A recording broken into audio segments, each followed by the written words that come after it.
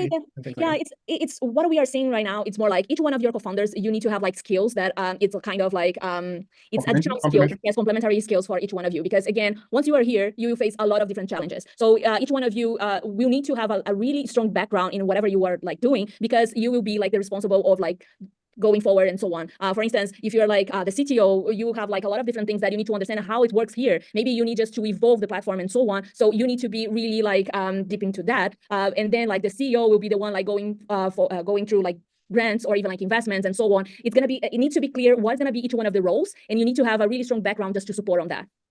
And when the permanent residency is out, is there still and the co-founder is messing up, what can happen in that kind of scenario? So they now have a permanent residency. I mean, they're supposed to still be building their startup ultimately. What could happen in those kind of scenarios? The only problem is always like the immigration pathway. Once you have the PRs, you can go ahead and redo like the incorporation, just take him off and so on. It's not a problem at all. The point is like you just need to keep together through the whole immigration process. Okay, and build a successful startup out of it as well, as you need to. All right, cool. So let's talk about co-founder issues, and I think that will be the last question before the final words. And co-founder issue question, let me paint the scenario. So we support a few visa opportunities where if your co-founder is messing up, it may affect the entire company.